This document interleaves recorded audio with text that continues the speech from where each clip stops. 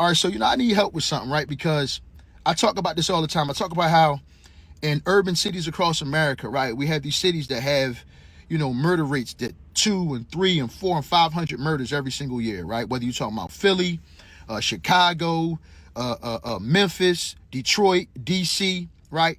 And right now in DC, right, DC is a city that's a majority black city, nicknamed Chocolate City, right? Black people die there on a regular basis, right? There hasn't been a murder there in 2 weeks. And I can't find one liberal or one so-called pro-black that's happy about it, right? These are the same people that run around acting like they got all this love and concern for the black community. And I can't find one that's happy about the fact that there are no black people being murdered in DC right now, right? If the Trump administration said, you know what, we're going to stop our efforts, we're going to pull back the National Guard, we're just going to, we're going to let DC just be DC. They would celebrate that shit. And do you know what would happen? It would go right back to murder, mayhem, death, and fucking destruction. That's what would happen. And I'm of the opinion now that this is what they want. Because the idea that the city with the 4th highest murder rate, the murders just stopped. It's been 2 weeks. Nobody has been killed. Every city should want that. But liberals and so-called pro-blacks are against it. We got to wake the fuck up, man. We got to wake up. And I said it before and I say it again. They don't give a fuck about us, man. It's not about the people. It's about the party. And these are the same that talk that, coon and tap dancing for the white man. But I'm the one that's happy, right? That in a city where black murder is commonplace, right? Where we got our children are running around killing each other. I'm happy that that's not happening. And y'all upset about it. But I'm the one that's the sellout. It's me. I'm the problem. Y'all got to come up with some new material, man. And y'all got to start getting on the right side of these issues. Some shit is just common sense. Y'all go against anything Donald Trump does, even if it's beneficial for you. It's something wrong with that. I'm so happy to see so many people who are waking up, right? And he's absolutely right. Like, the first thing that a lot of folks will default to is calling people coons. And I've said this 1,000,001 times. I'm sure many of you are just so sick and tired of hearing it, right? This guy was just spitting so much facts, and I really appreciated him. I'm glad I came across him because everything that he's saying was so on point for me. And it's a question that I have had for a number of years. Like, it's clear to me that a lot of these politicians don't give a damn about the people. They don't care about the citizenry. It's all about elections. And when crime is down and people are feeling safe, they start to feel, well, if there's not a problem to solve, they're not going to want to vote for us. But here's the reality. DC's still going to vote for the Democratic Party. They're going to still vote for the Democratic Party. You had Chicago that was saying, oh, they're going to flip red and all this stuff. They still voted for the Democratic Party. What they're getting, I don't know. I don't know what they're getting out of it. I don't know. Because the city is in shambles, but they still vote for him. DC is still going to vote for him. To me, it would make more sense for you if you were a politician, if you're a liberal politician, to get the city cleaned up, get things on the up and up, and still have the citizens vote for you. So you get the best of both worlds.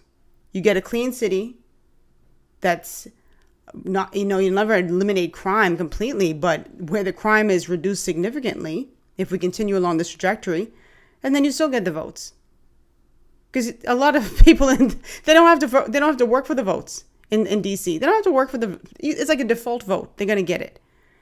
But everything that this guy said is so true. And it really pains me. Sometimes I look into the comment section and I can't help but just roll my eyes sometimes at the people who are coming through and saying some crazy stuff.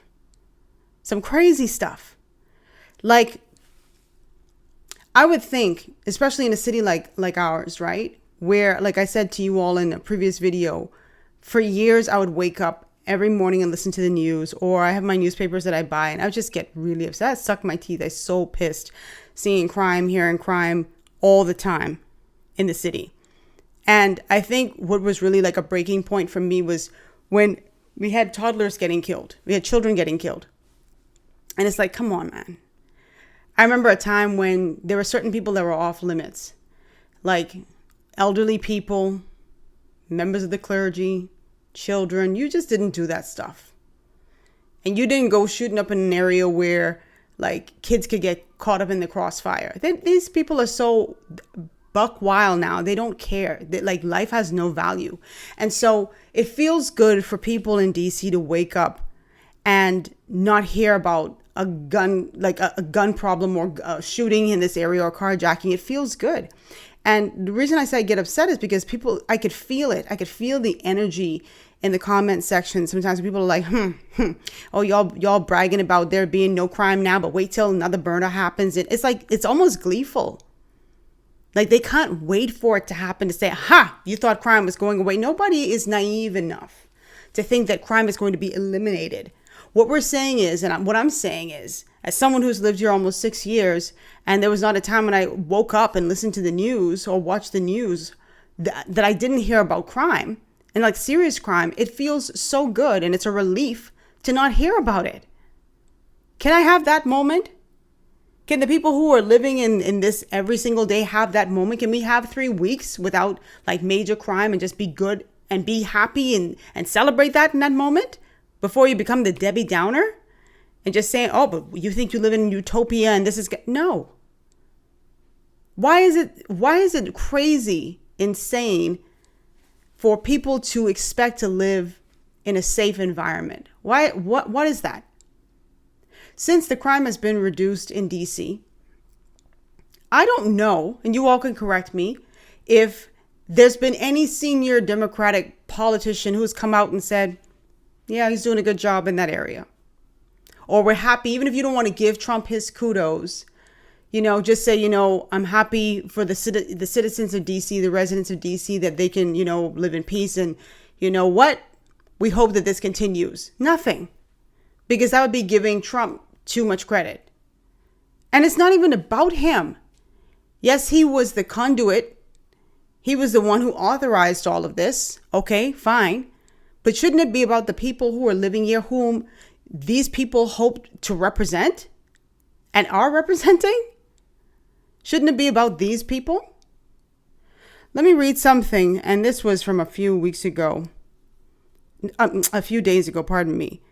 This is from NBC News, an NBC News headline story where it says DC Democrats rebuke Mayor Muriel Bowser's comments that Trump's surge reduced crime. So you have Council Member Zachary Parker saying that Bowser's words are now being used to justify harmful federal overreach in cities nationwide. I want to read this. I hope that you all will bear with me because I don't want to misquote anything. So I'm going to just read this. This was from August 28th, this article. Because I'm just not seeing or hearing of any Democratic leader coming forth and just saying anything positive about this interaction. And I know folks are going to be like, oh, this is paving the way for martial law. And, we as human beings, and if you're an intelligent, mature human being, like I consider myself to be an intelligent, mature human being, I think we're quite capable of saying when we like something and when we don't like something. And if Donald Trump goes too far, and I've been very critical of him on my channel, gotten cussed out many times, had people unsubscribe from my channel because I've said before, when he does something good, I give him his props. He does something I disagree with, I'm going to call him out on it. I think a lot of people are mature enough to say, I like this, I don't like this. So people who are supporting this move right now, their support doesn't automatically carry over to the next thing that he does. They're quite capable of saying, no, I don't support that. But it's just the immature people who feel like, oh, if you support this, you'll support everything that he does. No. At least that does not ring true for me and other mature folks. If he goes too far, he'll be called out. Anyway, this is the article from NBC. It says, members of the DC Council are pushing back against Mayor Muriel Bowser's remarks that President Donald Trump's surge of federal law enforcement personnel into the city has helped lower crime. As I feared, this is a direct quote, our mayor's words are now being used to justify harmful federal overreach in cities nationwide. This is bigger than DC or partisan politics.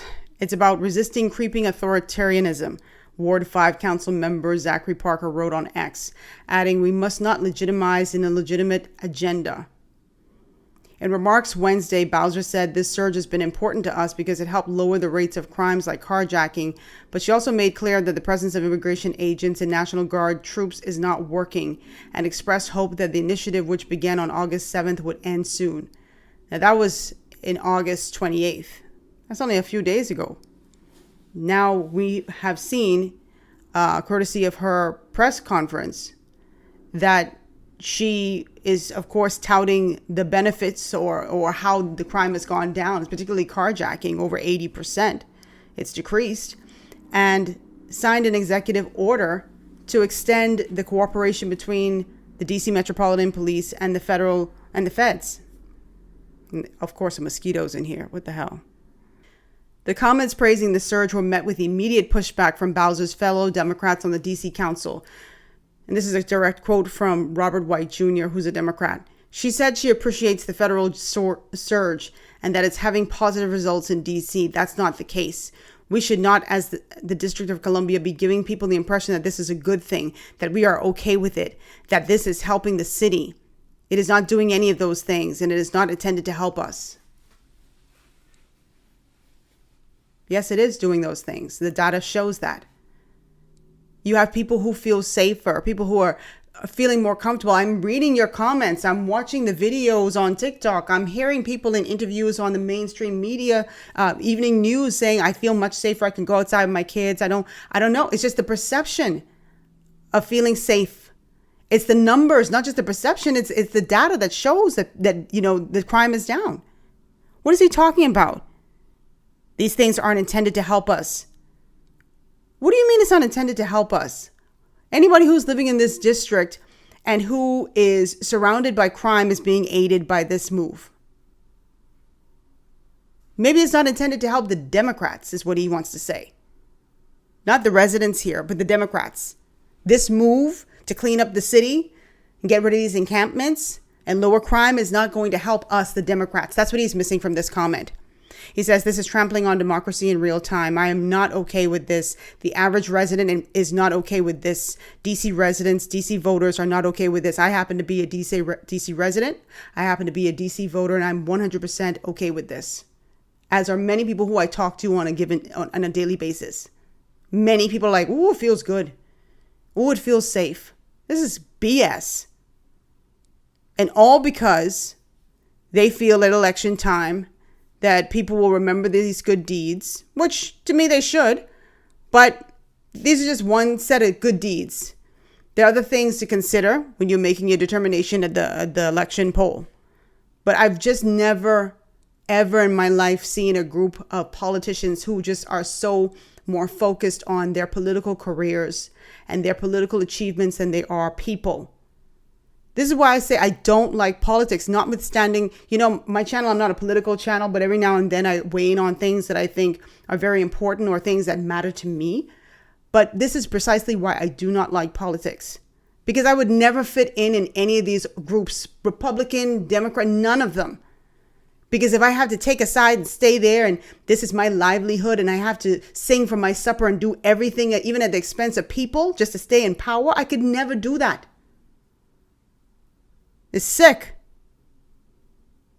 They don't care about people. This guy was absolutely right.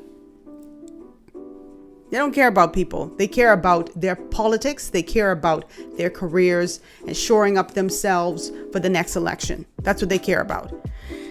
Anyway, drop your comments down below. Let me know what you think. I thought this guy was spot on. I'm so happy I came across his video.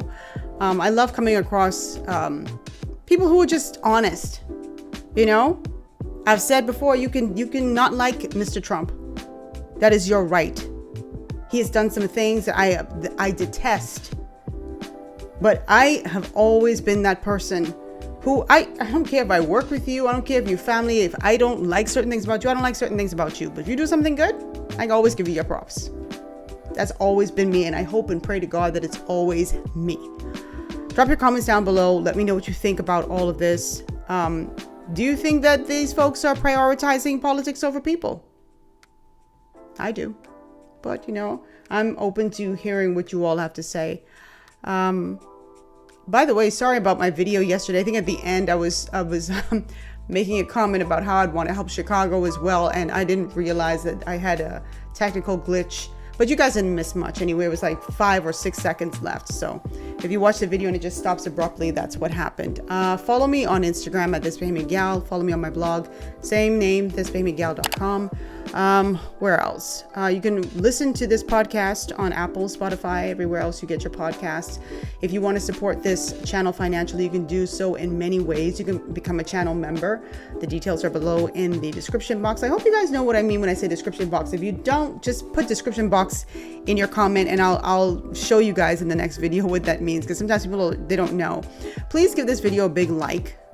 Please just hit the thumbs up button, because it really, I've always said before, it helps the channel in a major way, because it lets YouTube know that this is valuable content that you appreciated and that other people would appreciate. If you'd like to buy me a coffee, you can do so. Again, I'll put a QR code on the screen and I'll also put it in the description box. And what else was I going to say? Just thank you so much for watching. Thank you to all of my new subscribers and my new viewers. Around here, I don't expect for you all to always agree with my take. I like hearing a difference of opinion. The only thing I've ever asked is that people be respectful when they're leaving their comments. You know, just kind of defaulting to ad hominem attacks, to me, you've already lost the argument.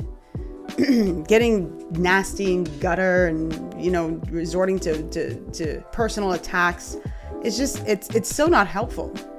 Like, be able to speak your piece. Speak your piece. Speak whatever gives you peace, and do so in a respectful manner. And that's the kind of channel I think I've cultivated, and that's what I want when you come across my channel. For you guys to be able to say, I disagree with you, Rogan, but be respectful. The same way I would be respectful to you in the comment section. Anyway, I'll see you all in the next video. I decided to give you guys 2 videos. Maybe I'll do a third this week to make up for the fact that I didn't do one last week. And I really do apologize for that. But like I said, it was my birthday, and I was just like, when I hit Dallas and I started eating all that good food, I was like, do I really want to put this video out? I go, wait. I'll see you in the next video. Bye. Toodles. Anyway, see you in my next video. Don't forget to like, share, subscribe, all that good stuff. Buy me a coffee at Buy Me a Coffee. All the stuff is going to be on the screen. Oh my God, go in the description box. Help me, I'm poor.